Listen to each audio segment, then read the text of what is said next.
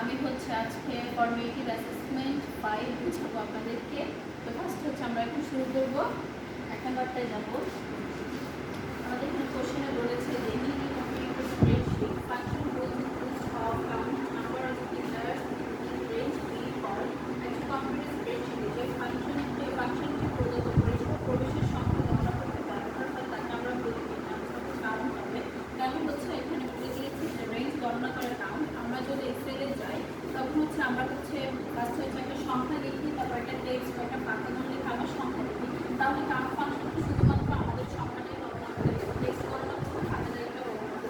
আমি সেটা প্র্যাকটিক্যালি দেখাবো। কারণ আমরা ঠিক করে কাউন্ট লিখে রেঞ্জের মধ্যে সিলেক্ট করে দিলে এটা আমাদের হয়ে যাবে। কারণ আমরা জানি কাউন্ট মানে গণনা করা, বাকি যেগুলো হচ্ছে এগুলো হচ্ছে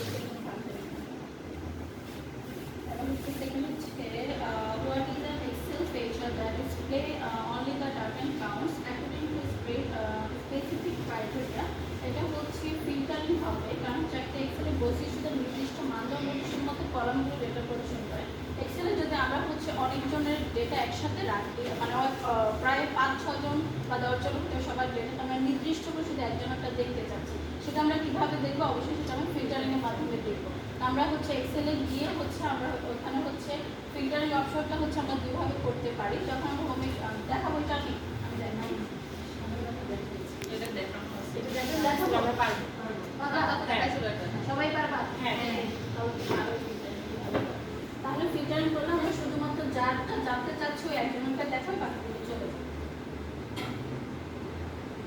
এবার হচ্ছে এই change in appearance of value of the level in cell. এখানে হচ্ছে যদি লেভেলের সেল ভ্যালুতে যদি লেভেল দিতে হয় তাহলে হচ্ছে ফরম্যাটে দিয়ে দিতে হয়।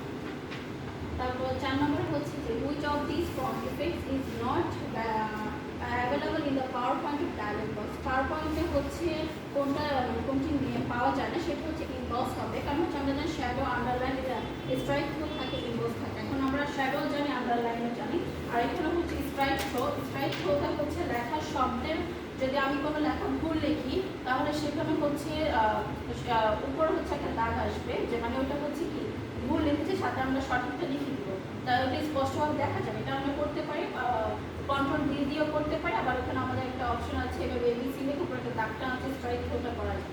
আর এমবস হচ্ছে কেন এমবস হচ্ছে পৃষ্ঠ